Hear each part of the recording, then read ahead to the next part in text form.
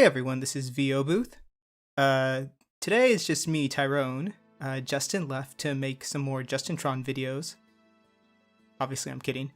But, yeah, we've just had differing schedules, so it's been difficult to meet up. But in the past few months, this has been a game that I've played, before I was on kind of a Freedom Planet kick, which is why we did that LP. But now I finally found another game that I was super excited to play, called The Legend of Heroes Trails in the Sky. So for the time being, this LP will be post-commentary, and I'm just recording my gameplay that I've already done, obviously. So I know on this channel we've always kind of talked over cutscenes and things like that, and it does make sense for this game since there are just word bubbles that say what's going on. But for this first cutscene, I'm actually just going to stay silent for the most part, just because I think it gives a good overview of the main protagonists' personalities and such.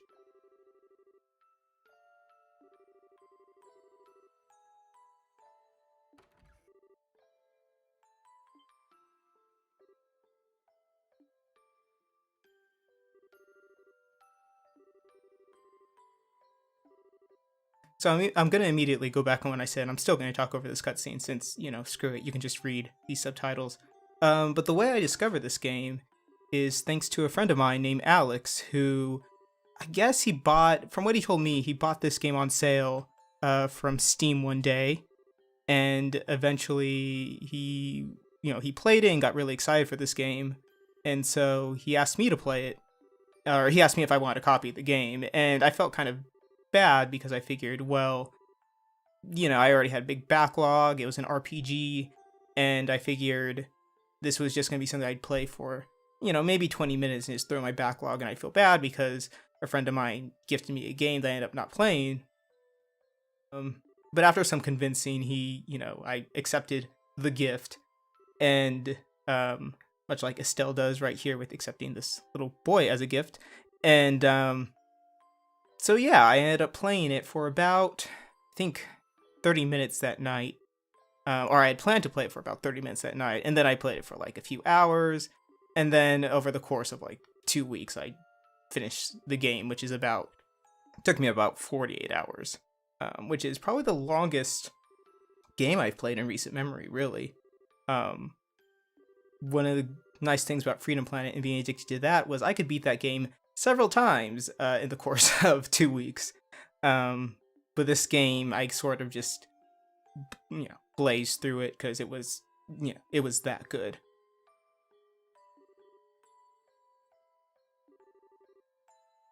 But the reason I like this line.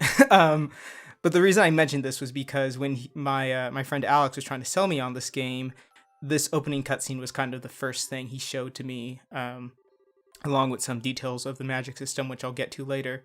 But yeah, this was kind of, this cutscene didn't really sell me on the game. I do really like it. And if you like it too, I suggest just, muting my voice and reading the dialogue. But it didn't make me not like this game.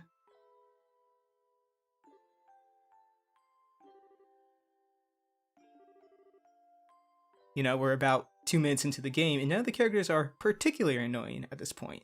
And none of them really do get annoying. I'm just kind of playing devil's advocate and suggesting that some of them might be annoying.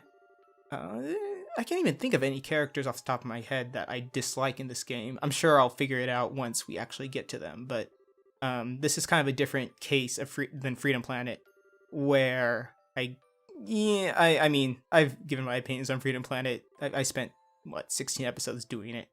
But in the case of Freedom Planet, I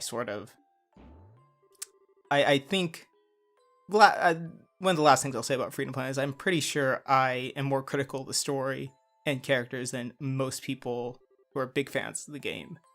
There are certainly characters in that game that people love much more than me, particularly Brevin.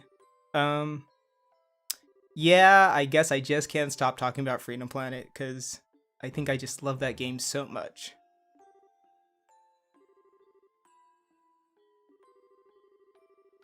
But yeah, this cutscene's a pretty nice overview of just how the characters act and their dynamic with each other. this game has a ton of dialogue, which is why it's taken a long time. It took a long time for this game to come out. After Alex gifted me this game, I sort of did some more research, and yeah, this game has been a long time in the making, I guess. But there was just so much dialogue that it took much longer than people thought to translate everything. Really, if you just watch the cutscenes, it's not that much dialogue. I mean, obviously they're talking a ton right now, and they do. I mean, it's an RPG; they talk a lot. But I think a bulk of the dialogue comes from just a bunch of NPCs, because almost every single NPC has multiple lines of dialogue that changes throughout the story and everything.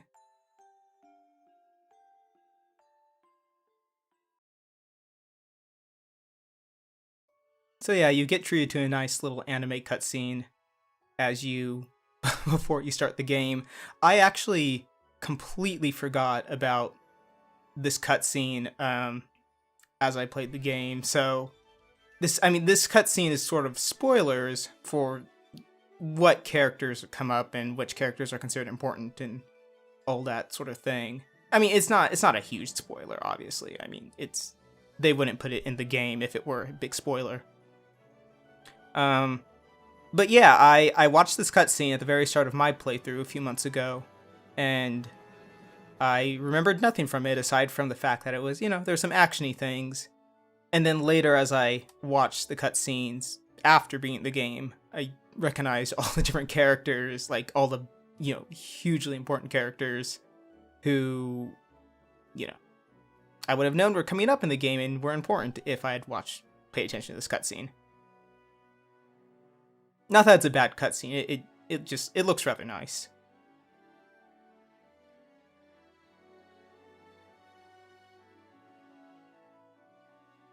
And you never really get any actual cutscenes like this throughout the game. At least I don't believe so. I think only the beginning and the end.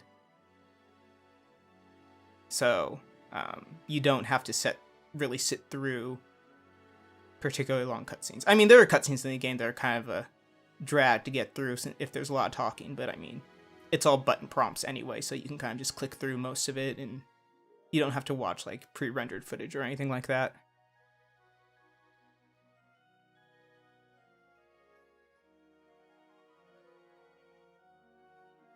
Yeah, so I guess I should just say officially, thank you, Alex, for sending me this game. It was a pretty awesome game. I mean, I don't think I would LP this game if I didn't like it.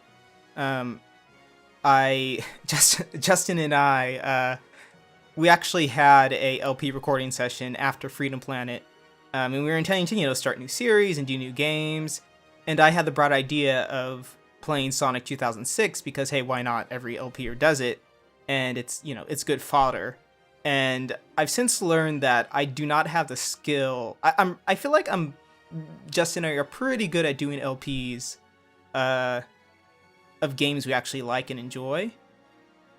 But when it comes to LPs for games that are not good, I just end up getting frustrated and unpleasant, and it makes the entire session unpleasant. So we did have an LP session after Freedom Planet, but it kind of bombed because I just don't enjoy myself playing bad games. But it is a good game, so I highly recommend it, and hey, if you don't even want to buy it, well.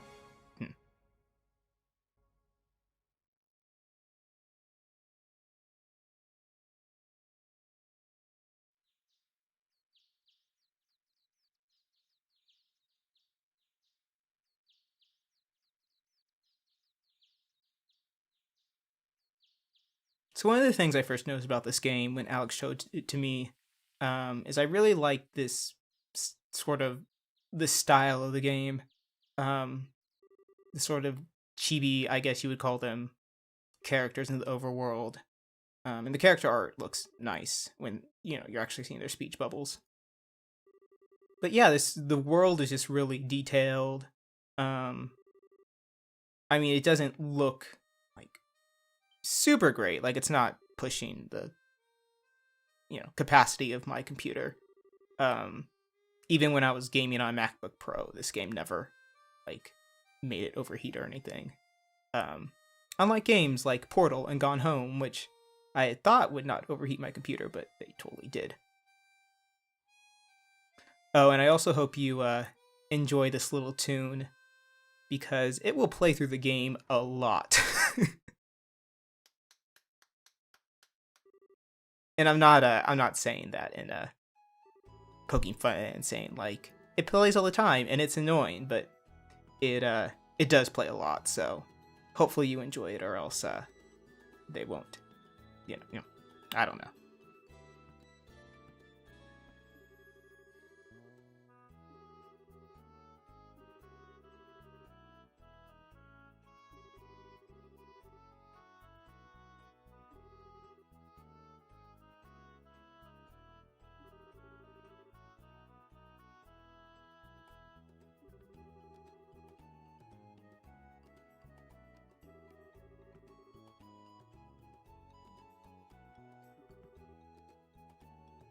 So yeah, at this point, obviously, it's a flash forward and the characters have all grown up. And obviously, Joshua told them his name.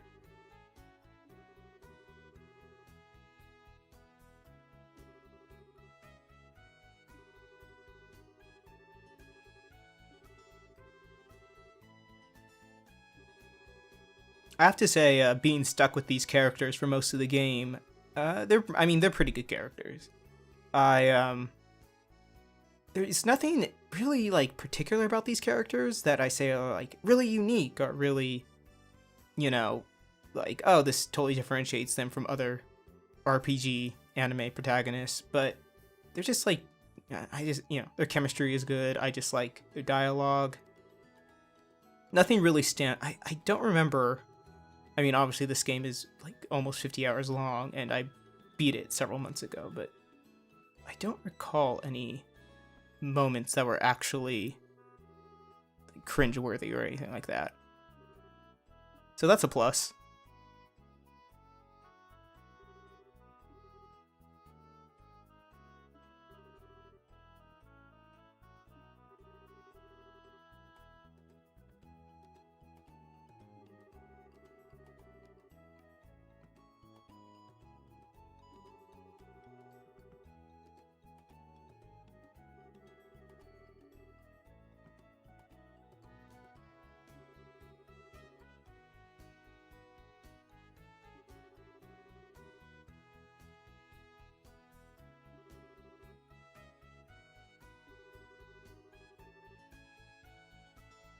So yeah, I understand that there's a lot of talking and cutscenes going on now, but the game actually does a pretty good job of explaining the world that this takes place in.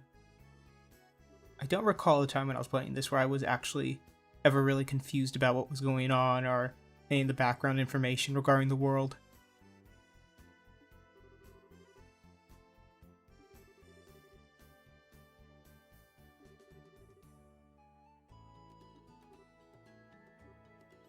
As you can tell in this point in the game, that bracers are basically the cool group of people in this world that people want to grow up to be. It's later shown that people grow up to be all kinds of things, but they're sort of like the ninjas in Naruto or the superheroes in Hero Academy, where it's sort of like, you can grow up to be anything you want to be, but if you're a bracer, then you're pretty badass.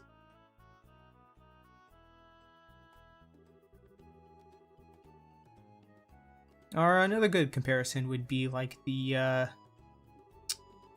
what are they called? The survey team in Attack on Titan. Obviously the difference would be that being a bracer is not quite the suicidal job that being a survey member core team in Attack on Titan is.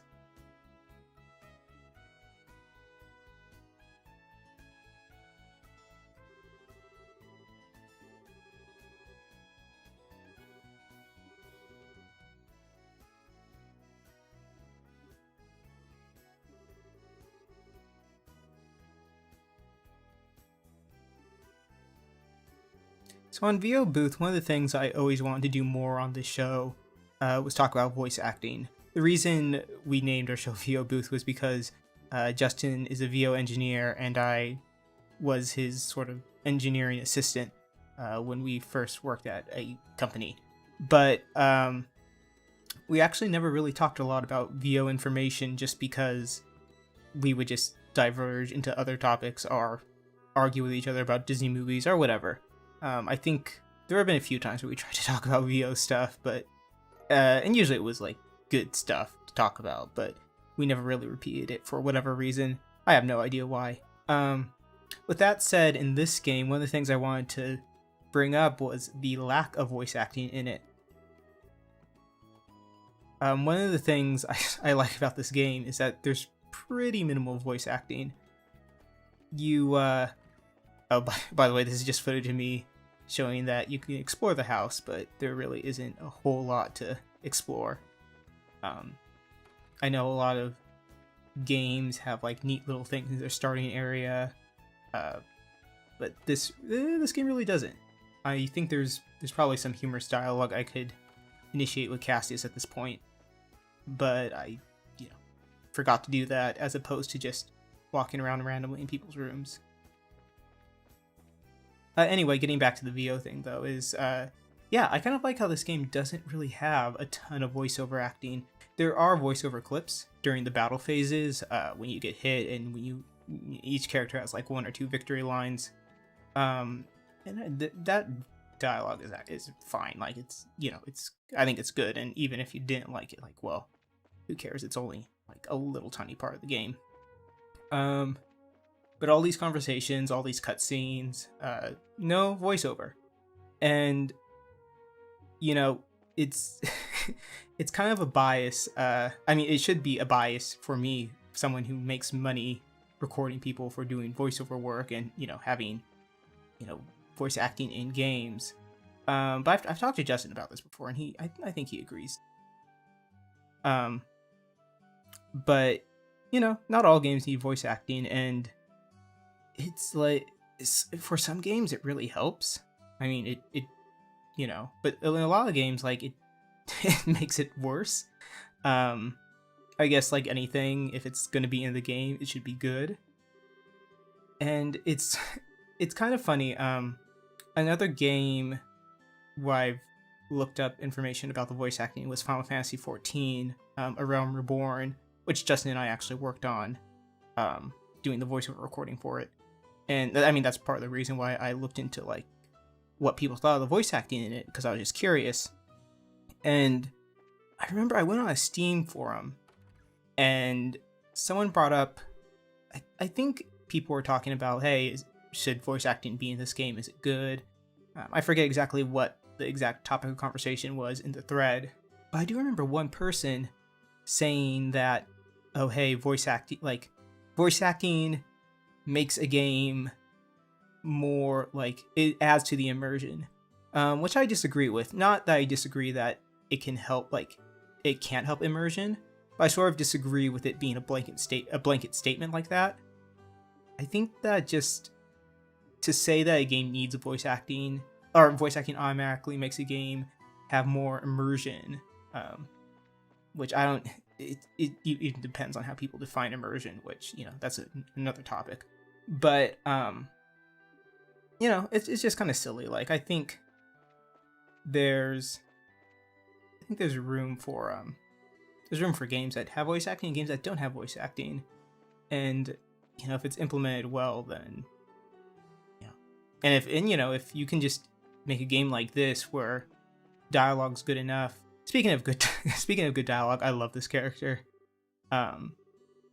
She's one of the better. I mean, she won't become a main character in the game. Like, you really only see her in this little town, but I like her dialogue in this part coming up.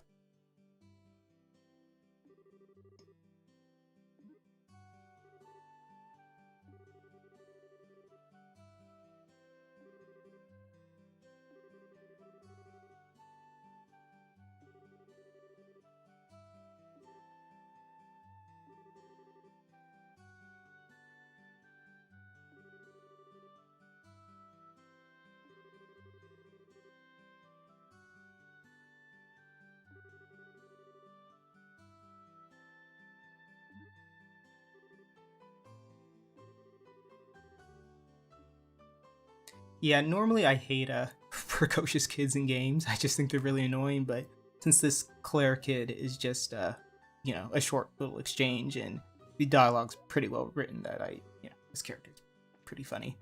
But yeah, like what I was saying about voice acting is that, or lack of voice acting, is that in this game, like it totally works where, you just have these voice bubbles and, sometimes it's a little too wordy, but I think overall, like it, I certainly felt immersed in this world. I certainly would get excited when I would enter like a new area to see like what that area looked like. I certainly got attached to these characters and actually cared about their interactions and what happened to them. So, I guess my final point is that, not all games need voice acting, but I really hope the video game industry doesn't realize that, because I would be out of a job if there was no if there was less voice acting in games. So yeah, all those people who, put voice acting in their games, like, yeah, keep on spending that money, because, ignore everything I said in the past 3 minutes or so. So yeah, every town in this game has like a little food area, and as you can see from this menu, most of the food items heal, obviously, but then they also have either improve your stats like temporarily during battle, or they cure conditions. I mean, similar to any RPG that you might play. And then, as you might have seen from one of those items, there's a move +1 effect on it, which doesn't make sense now, since you haven't really seen what a battle looks like, and you won't see until episode 2. But it'll make more sense as you see how the battle system is in this game, which I have to say is a really good battle system. I sort of just watching the the early battles, I don't think the system, like, it's not quite as fun as it gets later on. Kind of getting ahead of myself saying how, but the game definitely, as you go in farther and learn more techniques and have especially techniques with different effects, like, you do see that the battle system really holds up and it makes use of all its different mechanics and such.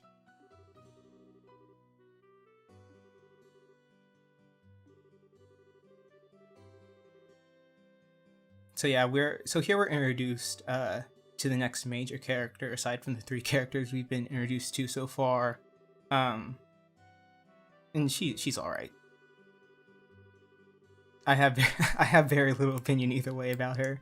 I mean, she's the one who gives these kids their final test, and she does a little more throughout the game, but yeah, she's fine. She serves her purpose. She apparently can kind of sort of tell the future, but I don't remember if that ever becomes a big part of this game at all. I think this is the only time we see her with these tarot cards or whatever fortune telling card she has out, and it's not. I also could be totally wrong, because I forget. I forget the details of this plot.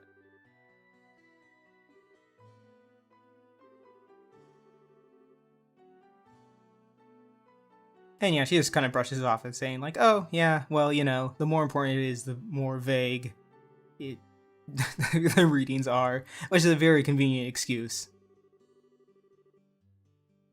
Yeah, see, so, and yeah, so. I can see why no one questions her abilities, because she can kind of just change the subject whenever anyone, raises an eyebrow.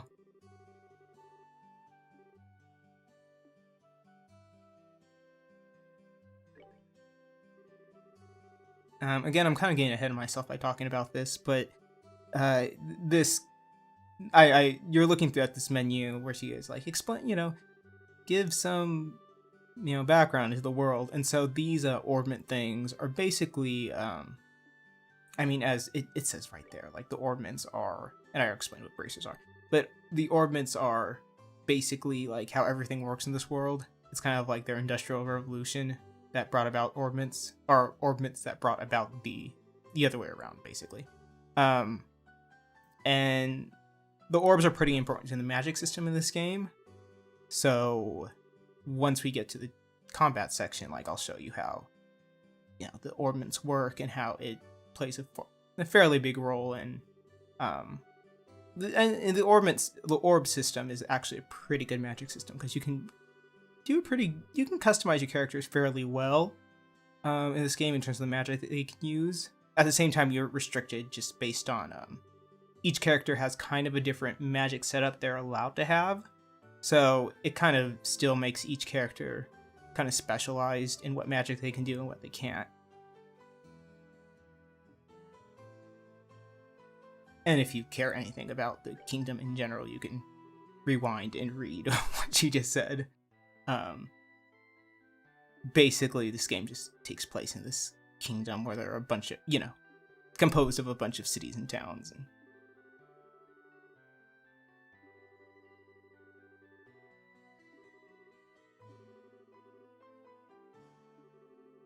So what she mentions how she's going to make these two run through a job as if it were a real bracer job, and it's pretty much a tutorial on like every single mission you're going to do in this game. If you watch this first episode, the next episode, and you see the steps everyone takes to do their jobs, or these steps these two take to do their jobs, it's pretty much the same set of steps you're going to do for every job in this game. Not that every job is the same, obviously. There are different objectives and of differing difficulty levels. And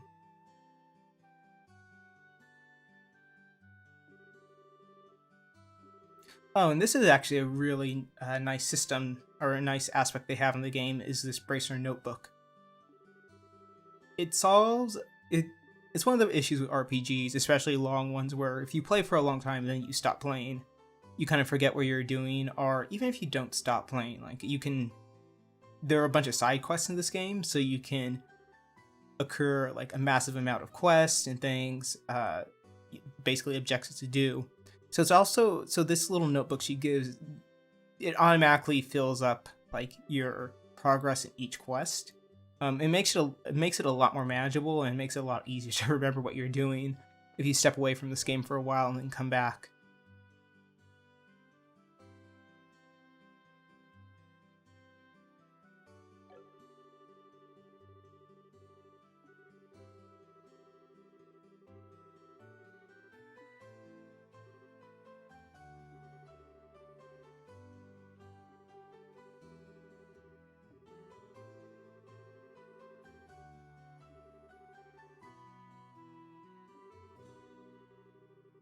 So as you saw on that bulletin board, in parentheses when it said term length, I believe it said term length, it said in parentheses long.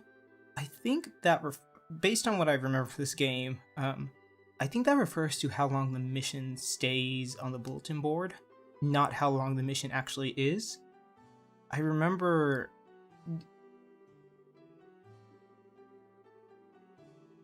obviously in this kind of tutorial portion, the mission isn't going to expire, but there are quite a few side quests in this game that will expire if you progress through the story before you initiate the quest, or really even before you finish the quest. So it's possible to initiate a quest, and then if you go far along to the story quest, the side quest can actually expire.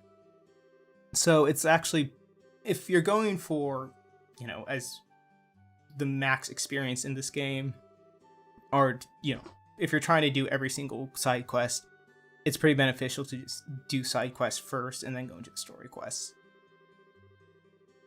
It's one of those bummer things in the game because it's pretty easy to miss. It's not, if you're poke around a lot, it's not easy to, it's actually pretty easy to at least access all the quests, or at least initiate all the quests, but then it's kind of a bummer when you go through the game and you save, and all of a sudden you go back to the board and you realize, oh, a quest expired, so you're automatically locked out of getting 100% in this game.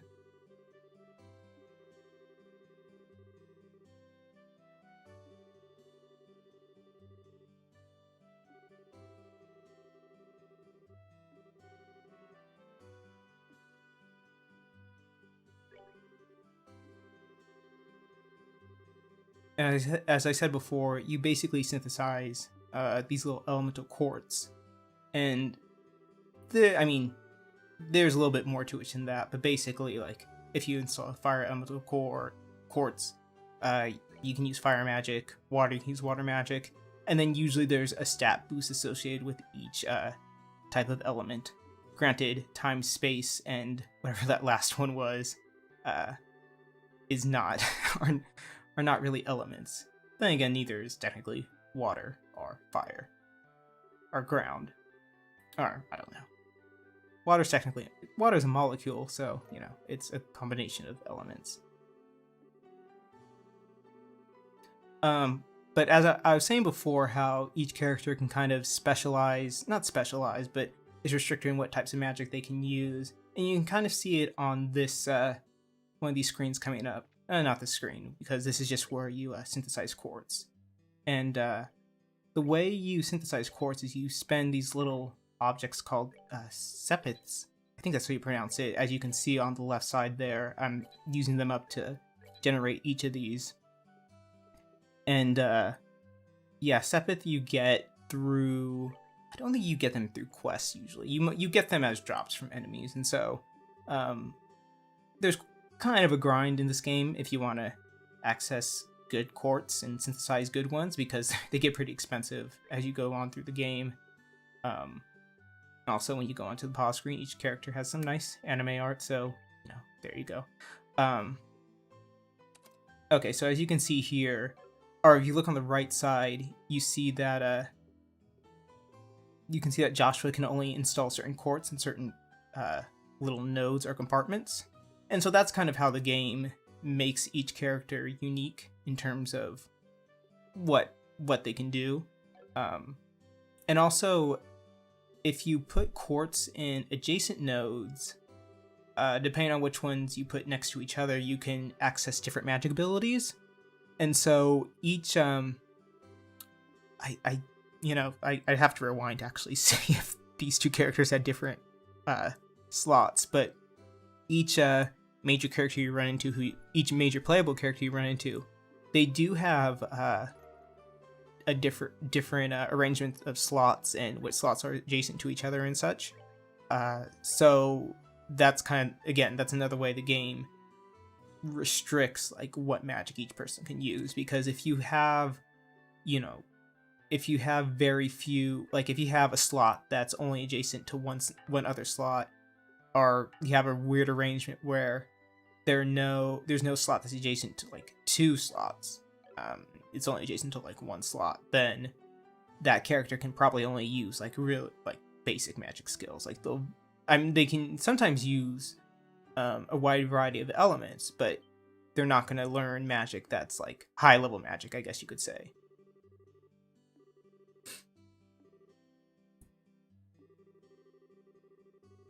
One of the weird things about this game is that I feel like the characters don't give Estelle a lot of credit.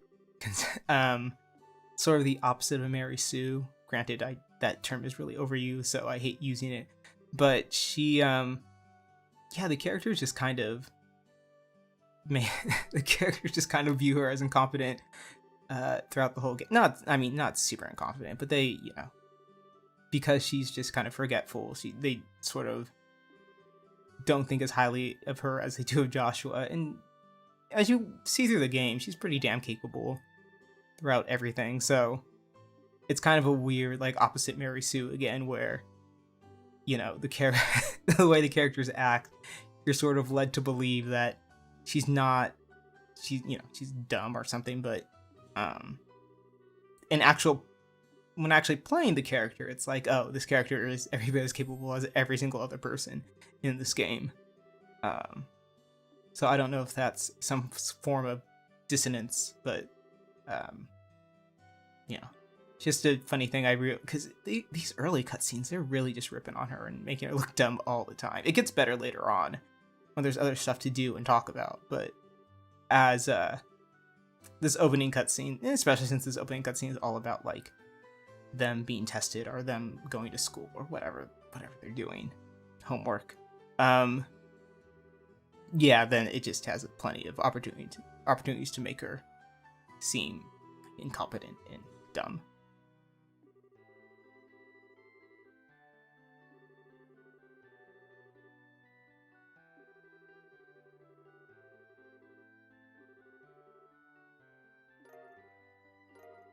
And yeah, these are just basic items. The monster guide is really nice because I say it's very nice, but I very rarely used it. But yeah, it's just a nice little bestiary where you can look up the different monsters you've encountered and look at their weaknesses and such.